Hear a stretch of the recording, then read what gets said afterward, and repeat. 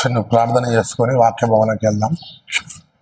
పరిశుద్ధుడైన మా పరలోకపు తండ్రి, నీ ఘనమైన నామములకు వందనాలు, స్తుతులు, స్తోత్రములు చెల్లిస్తున్నాం తండ్రి. మరొక ఆదివారం మాకు ఇలా కలుసుకొని మీ పిల్లలమందరం కలిసి నీ మాటలు ఆలోచించగలిగే అదృష్టాన్ని మాకు కలిగించినందుకు వందనాలు చెల్లిస్తూ, చెప్పబోతున్న నాకు వివేచన జ్ఞానాన్ని తెలివినివ్వమని వేడుకొనుచు యేసుక్రీస్తు నామములో అడుగుతున్నాం తండ్రి. ఆమేన్. చేరువచ్చిన మీ అందరికీ యేసుక్రీస్తు నామములో వందనాలు చెల్లిస్తున్నాం. పిల్లలు, మానవుడా కారణ జన్ముడా? మానవుడు ఎందుకు కారణ జన్ముడు అనంటే, ఈ యొక్క మానవుని గురించి ఈ సృష్టి అంతా సృష్టింపజేసిండు అంటే అది చాలా గొప్పతనం. ఎన్నో నక్షత్రాలు, ఆ నక్షత్రాలలో ఎన్నో మండలాలు, ఒక చంద్రుడు, సంవత్సరానికి 3 కాలాలు, ఏ గ్రహాలలో లేని గాలి, ఏ గ్రహాలలో లేనటువంటి జీవి కేవలం భూమి మీద మాత్రమే ఉంది అనంటే ఆ భూమి మీద మానవుడు ఉన్నాడని అర్థం. ఆ మనిషి ఎంత గొప్పవాడో తెలుసా? ఏ స్వరూపాన్ని ధరించుకున్నాడో తెలుసా? దేవుని స్వరూపాన్ని ధరించుకున్నవాడు గనక, దేవుని స్వరూపాన్ని ధరించుకున్న మానవునికి సమస్తం ఆ మానవుని అవసరతల కొరకు దేవుడు భూమి మీద 6 దినాలు మానవుని అవసరత కొరకు ప్రతిదీ సృష్టించి ఆయన 7వ రోజు విశ్రమించాడు. దేవుడే 7వ రోజు విశ్రమించాడు అంటే 6 దినాలలో ఈ ప్రకృతి చేశాడన్నమాట. ప్రకృతి అంతా చేసింది ఎవరి కొరకని ఆలోచించగలిగితే కేవలం మనిషికి గనక. మనిషి ఎంత ప్రముఖుడో ఆలోచించాలి. సృష్టి అంతా చేసింది మానవుని గురించి. ఇంతగా గొప్పగా మరి మానవునికి భూమి మీద ఒక గ్రాండ్ వెల్కమ్ దేవుడు పంపించాడు. ప్రకృతిలో ప్రతిదీ మానవుని అవసరతల కొరకు.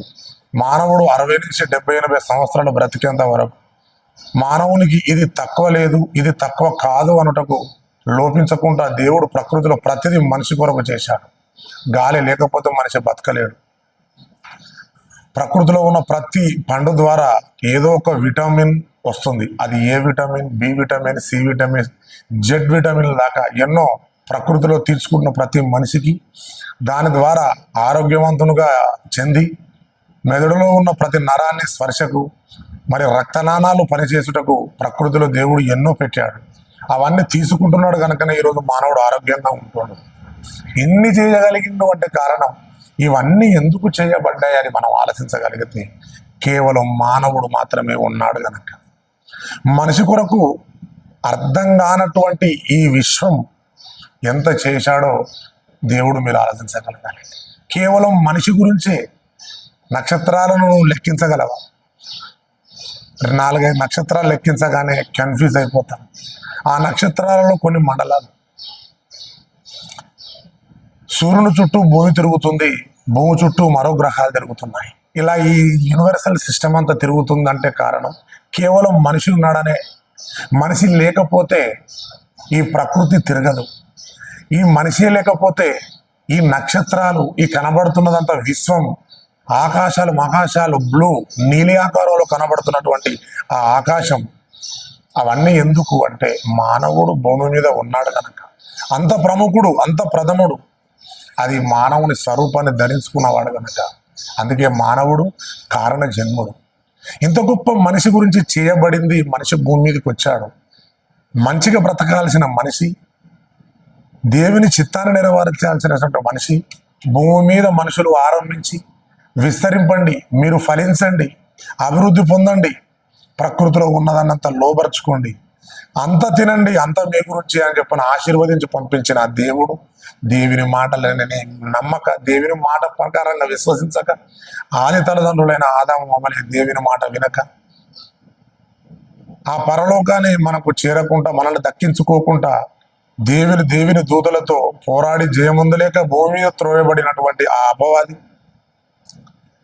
భూమి మీద పుడుతున్న ప్రతి మనిషిని పరలోకానికి వెళ్ళనివ్వకుండా, దేవుని ఆజ్ఞకు ప్రతి మనిషి లోబడకుండా, దేవుని మాటను ధిక్కరించేటట్టుగా చేసి మనిషి పాపం చేసి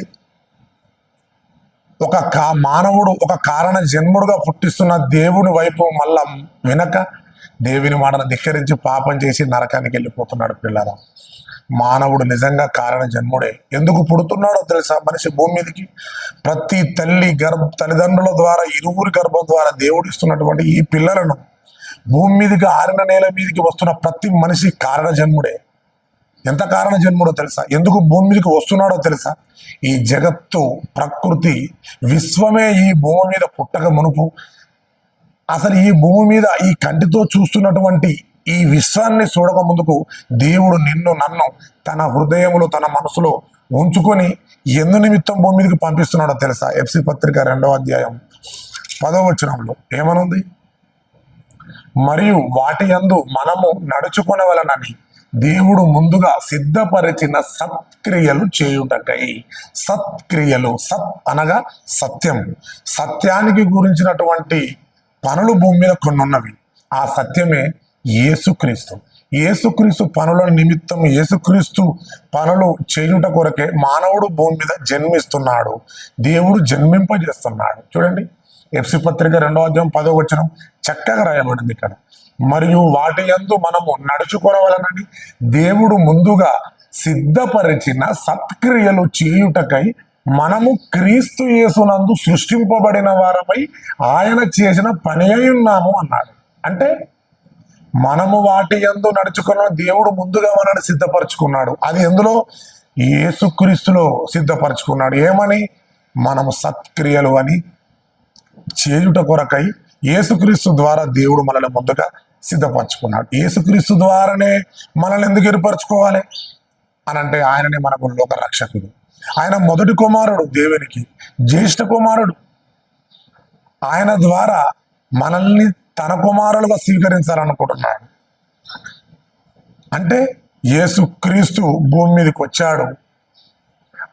భూమి మీదకి యేసుక్రీస్తు రాకమునుపు భూమి మీద ఉన్న ప్రతి మనిషి తన కొరకే పుడుతున్నాడని, ఈ కాలాలు తమ కొరకే వస్తున్నాయని, ప్రకృతిలో సృష్టింపబడిన ప్రతి వస్తువును తీరగా అనుభవిస్తూ దేవుని మహిమపరచక దేవుని మర్చిపోయి పుడుతున్నటువంటి ఆ కుటుంబం దేవుని కొరకు కన్న సంగతి మర్చిపోయి తన కొరకు ఇష్టానుసారంగా బతికి సృష్టిని పూజించిన సృష్టికర్తను పూజించక సృష్టిలో ఉన్నటువంటి ఒక సృష్టమును పూజిస్తున్నాడు ఈరోజు మనిషి. దేవుని మర్చిపోయింది ప్రపంచం, జనం. ఆకాశాన్ని, భూమిని, సముద్రాన్ని, అందులో ఉన్న సమస్తాన్ని కలగజేసిన సృష్టికర్తనైన యెహోవాని, ఒరిజినల్ దేవుణ్ణి మర్చిపోయి సృష్టిలో కనబడుతున్నటువంటి ఒక పుట్టక, ఒక గుట్టక, ఒక చెట్టుక, అదే దేవుడు మన సృష్టిని పూజిస్తున్నాడు మనిషి. అందుకే దేవుణ్ణి మరిచిపోయిన సమాజానికి ప్రతి మనిషి మరణించి పాతాళానికి వెళ్ళిపోతుంటే తన చిత్తాన్ని, తన సంకల్పం చొప్పున భూమి మీద జగత్తు పునాది వేయకబడమునిపే తనలో ఏర్పరచుకొని మరి యేసుక్రీస్తు ద్వారా తనకు కుమారులుగా కావాలనుకొని పుడుతున్న భూమి మీద ప్రతి మనిషి దేవుని చిత్తాన్ని ఎరగక దేవుడు ఎందుకు పుట్టిస్తున్నాడో మనిషిని మర్చిపోయి తన కొరకే పుడుతున్నానని చెప్పి అనుకొని పిల్లల కొరకు బతుకుతున్నాడు. ఈరోజు మనిషి భార్య కొరకు బతుకుతున్నాడు. పిల్లలను కుటుంబాన్ని పోషించుట కొరకు విదేశాలు, సముద్రాల దాటి వెళ్ళిపోతున్నాడు. ఈ కరెన్సీ గురించి ధనాన్ని సంపాదించుకొని వచ్చి పిల్లలను పోషణ కొరకే జీవించి పిల్లలను గొప్ప చదువులు చదివించి పెళ్లిళ్ళు చేసి ఇలా ముసలివాడైపోయి మరణించాలనుకుంటాడు. అది కాదు మానవుడు పుట్టుక, భూమి మీదకి వస్తున్న కారణ జన్మ అది కాదు. పుడుతున్న ప్రతి మనిషి దేవుని పని కొరకై పుడుతున్నాడు. ఆయన నిన్ను అరచేతిలో చిక్కుకున్నాడు. నువ్వు పిండమునై ఉండగా ఆయన కన్నులు తల్లి గర్భంలో ఉన్న ప్రతి మనిషిని చూస్తున్నాడు దేవుడు. ఎందుకో తెలుసు? అంతగా ఎందుకు చూడాలి?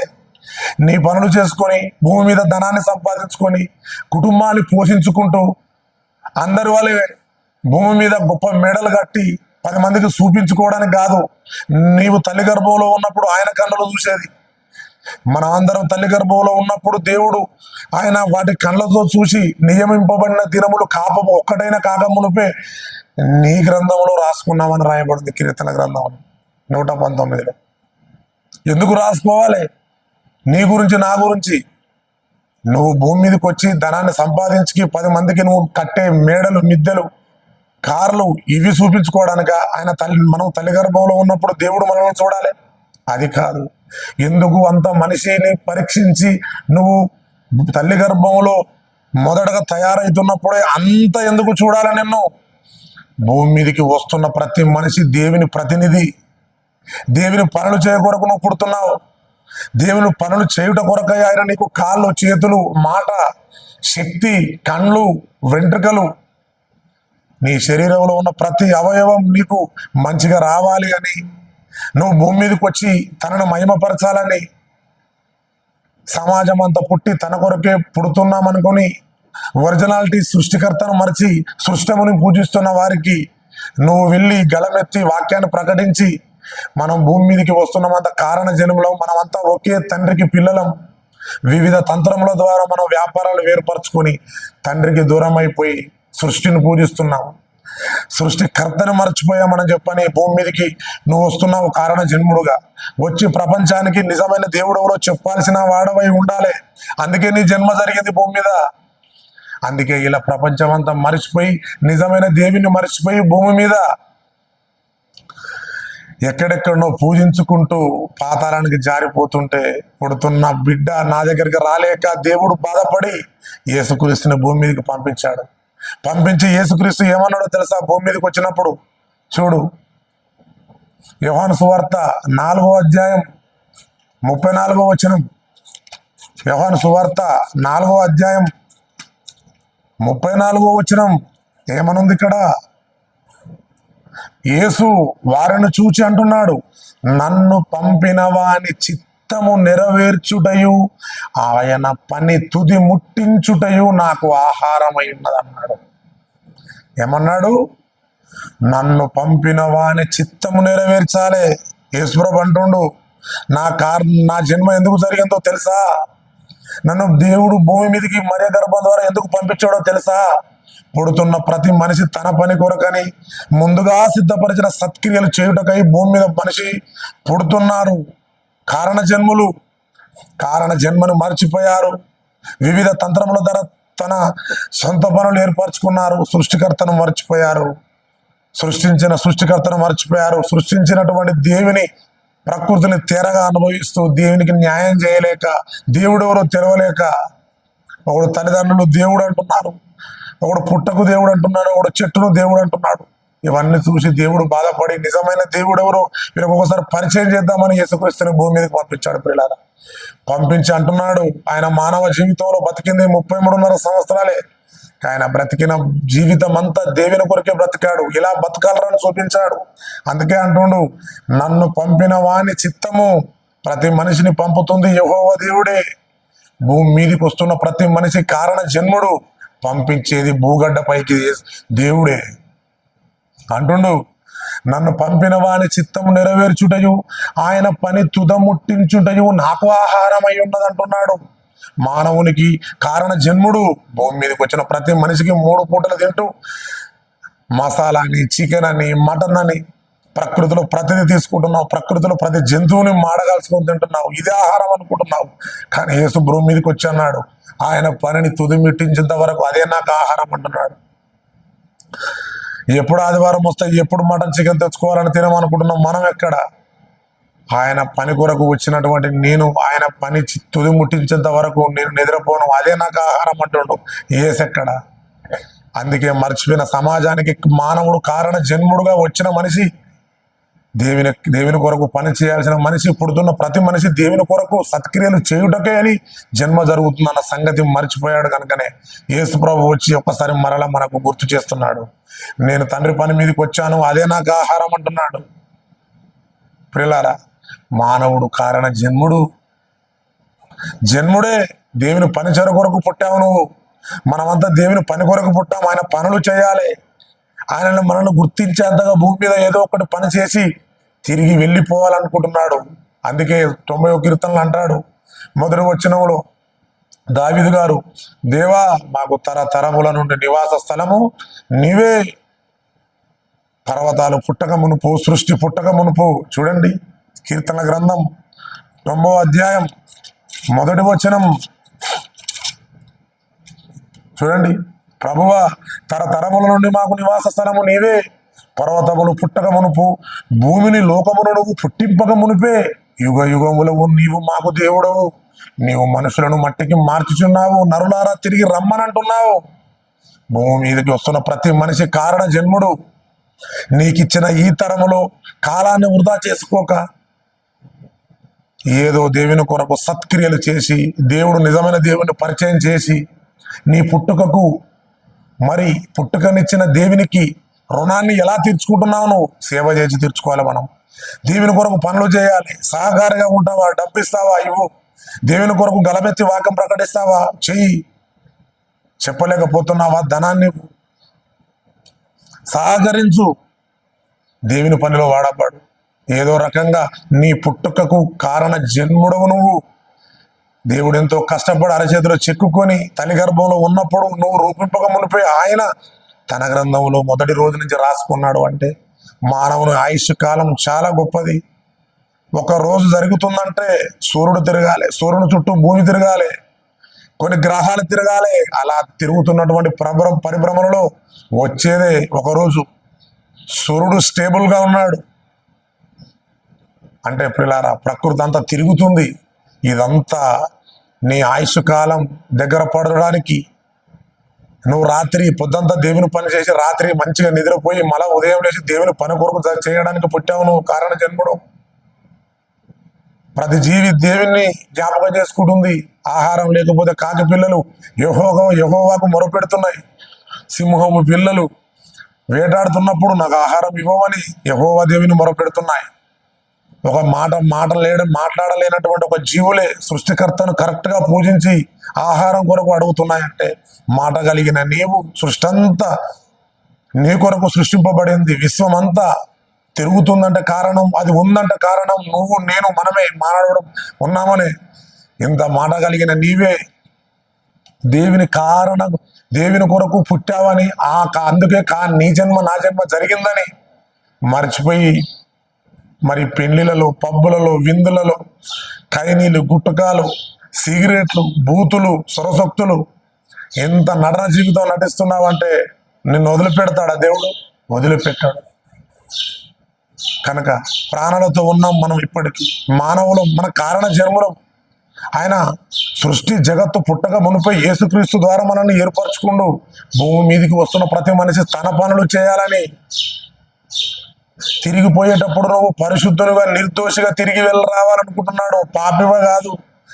పరిశుద్ధునికి పరలోకం సాధ్యం. పాపి పాతాళాన్ని పట్టుకుంటుందంట. పాపం ఏ రకంగా అయినా సరే, చూపు ద్వారా, మాట ద్వారా, దేని ద్వారా అయినా సరే హృదయంలో నిన్ను పాపం ఉందా, నువ్వు మరణించుడుతోటే నీకు పరలోకానికి ప్రవేశం ఇవ్వదు. ఒక్క సెకండ్లోనే పాతాళానికి జారిపోతాం మనం. ఇది నిజం. చూడండి యోహాను సువార్త 8:29. యోహాను సువార్త 8:29. యేసు ప్రభు వారు అంటున్న మాట. యోహాను సువార్త 8:29. నన్ను పంపిన వాడు నాకు తోడై ఉన్నాడు. ఆయనకిష్టమైన కార్యము నేను ఎల్లప్పుడూ చేయుదును గనక ఆయన నన్ను ఒంటరిగా విడిచిపెట్టలేదని చెప్తున్నాడు యేసు ప్రభు వారు. నన్ను పంపిన వాడు నాకు తోడై ఉన్నాడు. ఆయనకిష్టమైన కార్యములు నేను ఎల్లప్పుడూ చేయుదును అంటున్నాడు. మరి ఉదయం నుంచి సాయంకాలం వరకు నీ ఇష్టమైన పనే. రేపు నీ పనే, ఎల్లుండి నీ పనే, ఆవలెల్లుండి నీ పనే, సంవత్సరం అంతా మన పనులే. మరి యేసుప్రభు అంటుండేంది? నన్ను పంపిన వాడు నాకు తోడై ఉన్నాడు. ఆయనకి ఇష్టమైన కార్యము నేను ఎల్లప్పుడూ చేయుదును అన్నాడు. ఎప్పుడో ఒకసారి అన్నాడా? ఎల్లప్పుడు అన్నాడా? ఎల్లప్పుడూ చేయుదును గనక ఆయన నన్ను ఒంటరిగా వదిలిపెట్టలేడు. ఇలాంటి వారికి తోడుకుంటాడు దేవుడు. ఇలాంటి వారికి దేవుడు తోడుగా ఉంటాడు.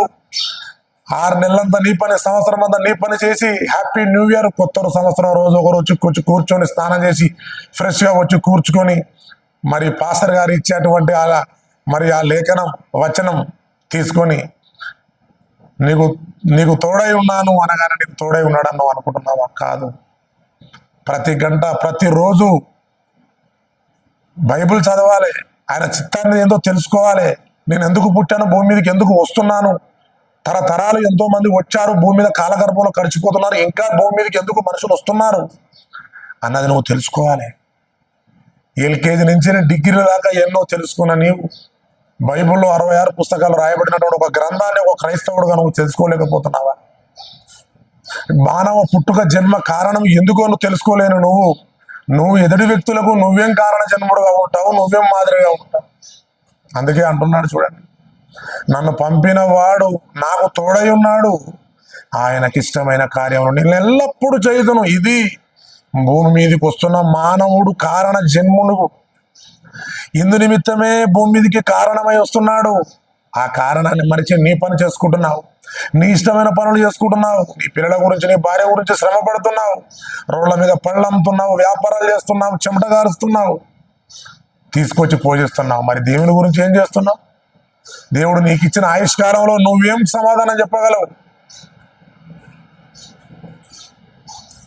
చూడండి, యోహాను సువార్త 17 యోహాను 17 4-5 వచనాలు, చక్కని మాట. చేయుటకు నీవు నాకు ఇచ్చిన పని, చూడు ఎలాగంటున్నాడు యేసుప్రభు వారు, చేయుటకు నీవు నాకు ఇచ్చిన పని నేను సంపూర్ణంగా నెరవేర్చి. కొద్దిగా నెరవేర్చడలే.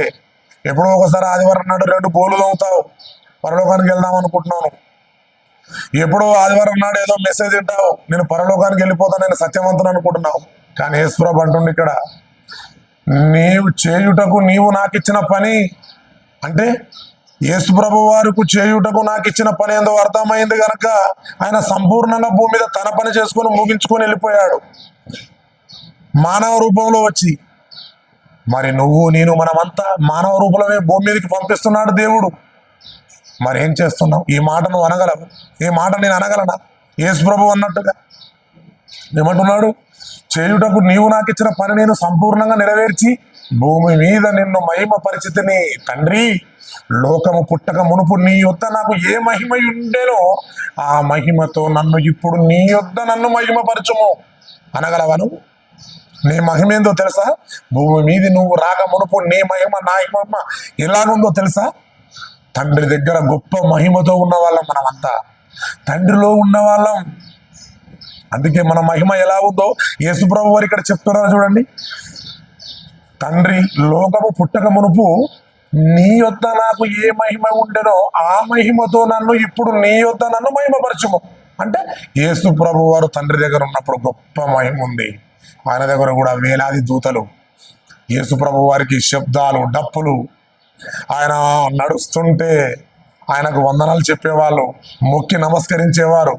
ఈ భూమి మీద రాజులు పరిపాలిస్తుంటే మరి అతనికి ఎంత ఘనత ఇస్తుంది. అలాంటిది పరలోకంలో ఈ 3 లోకాలకు చక్రవర్తి అయినటువంటి యేసుప్రభు వారికి తండ్రి దగ్గర ఉన్నప్పుడు ఏ రేంజ్లో ఉందో ఆలోచించు మహిమ. అంతటి మహిమ కలిగిన యేసుప్రభు, అలాంటి మహిమ నాకు కావాలి తండ్రి. ఎందుకంటే నేను భూమి మీద నాకు ఇచ్చినటువంటి ఈ జన్మలో ఈ 33 సంవత్సరాల్లో నువ్వు నా గురించి పంపించేటప్పుడు ఏదైతే నాకు చెప్పి పంపించావో అది భూమి మీద సక్రమంగా పొల్లు పోకుండా ప్రతిదీ నువ్వు చెప్పినట్టుగా కష్టం వచ్చినా నష్టం వచ్చినా సిలువకి ఎక్కుతానని తెలిసినా, నా ముఖం మీద ఉమ్ముతారని తెలిసినా, బల్లెపు పోటుతో నన్ను పొలుస్తారని తెలిసినా ఏమాత్రం నిన్ను తప్పిపోలేదు. నేను భయపడి ఇతర గ్రామాలకు వెళ్ళలేదు. నువ్వు ఏ రాగైతే నన్ను లేఖనాల ప్రకారంగా ఇలా యేసు అని నన్ను పంపించావో ఆ లేఖనాల ప్రకారంగా నేను పోయాను. నీ మాట తూచి తప్పలేదు కనుక నేను ధైర్యంగా నేను అడగగలుగుతున్నాను. తండ్రి, నీ దగ్గర ఉన్నప్పుడు నాకు ఎలాంటి మహిమ ఉందో అలాంటి నాకు మహిమ ఇవ్వగలవా? ఇది కారణ జన్ముడు. కారణ జన్ముడుగా వచ్చిన సంగతి తెలుసుకొని యేసు మరి ఆయన దేవుడు చెప్పిన ప్రకారంగా కరెక్ట్గా లేఖనాల ప్రకారంగా పోయి దేవుడి చిత్తాన్ని నెరవేర్చుకున్న కనుక అడగగలిగాడు. మరి నువ్వు నేను మనం ఏం చేసామని దేవుని అడగగలం? దేవా, నీవు ఇచ్చినటువంటి నీ పనంతా నేను సంపూర్ణ చేశాను, ఇక నీ దగ్గర ఏ మహిమ ఉందో ఆ మహిమ నాకు ఇవ్వమని నువ్వు అడగగలవు? నేను అడగగలనా? ఎందుకు అడగలేము అంటే మనం చేయలేదు కనుక. దేవుడు జగత్తు పునాది వేయకబడక ముందుకే మనల్ని ముందుగా సిద్ధపరచుకున్నాడు. ఎందుకు? FC 2:10 చదువుకున్నాం కదా, మనము వాటి యందు నడుచుకోవాలనని దేవుడు ముందుగా సిద్ధపరిచిన సత్క్రియలు చేయుటకై భూమి మీద మానవుడు జన్మ జరుగుతుంది. దేవుడు భూమి మీదకి మనిషిని పంపించగల కారణము ఇందు నిమిత్తమే. కనుక ఆ కారణాన్ని మర్చిపోయి నువ్వు పుట్టిన తర్వాత నాకేదో తక్కువైపోయిందని ప్రజలు గుర్తించాలని ధనాన్ని సంపాదించి బంగళాలు, వస్త్రాలు, మేడాలు కట్టి ఒరిజినాలిటీ సృష్టికర్తను మరచి సృష్టించినటువంటి ఆ సృష్టిలో ఏదో పుట్టకు, చెట్టుకు, గుట్టకు మొక్కుతున్నావు అంటే నేనేం చేయాలి చెప్పు. సృష్టికర్త ఎలా ఉంటాడు? పుట్టలో ఉంటాడు. సృష్టికర్త చెట్టులో ఉంటాడా? ఒక గుట్టలో ఉంటాడా? ఇవన్నీ ఆయన సృష్టించింది. యేసుక్రీస్తు రెండవ రాకడతో లయమైపోతాయి. ఇవి లయమైపోయేదాంట్లో దేవుడు ఉంటాడా? బంగారంతో కట్టినటువంటి సొలొమోను మందిరంలో నేనుండా అన్నాడు. ఆఫ్టర్ ఎలా ఉంటాడు చెప్పు? ప్రకృతిలో దేవుడు ఉండడు. కనుక దేవుణ్ణి నువ్వు కరెక్ట్గా అర్థం చేసుకున్న వాడిగా నీ జన్మ ఎందుకు జరిగిందో నువ్వు తెలుసుకోవాలంటే ఈ పాఠం ద్వారా మీకు కరెక్ట్గా తెలుసుకుంటారు. నీ పుట్టుక నా పుట్టుక జరిగింది దేవుని పనులు చేయుట కొరకే మనం జన్మిస్తున్నాం. ఆయన పనులు చేసి భూమి మీద యేసుప్రభు అన్నట్టుగా ఏమన్నాడు? 17వ అధ్యాయం 4వ వచనం, చేయుటకు నీవు నాకు ఇచ్చిన పని నేను సంపూర్ణంగా నెరవేర్చి భూమి మీద నేను మహిమ పరిస్థితిని అన్నాడు. అంటే మన పుట్టుక కూడా ఆ దేవుని పనులు చేయుట కొరకే జరిగింది కనుక పుట్టిన మనమంతా దేవుని పనులు చేసి తిరిగి పరిశుద్ధంగా నిర్దోషిగా ఆయన దగ్గరికి చేర్చుకోవాలనుకుంటున్నాడు. కనుక మానవుడు ఖచ్చితంగా కారణ జన్ముడే. ప్రార్థించుకుందాం. పరిశుద్ధమైనటువంటి మా పరలోకపు తండ్రి, నీ ఘనమైన నామానికి వందనాలు చెల్లిస్తున్నాను తండ్రి. అవును తండ్రి, మేము నిజంగా కారణ జన్ములని. మా పుట్టుక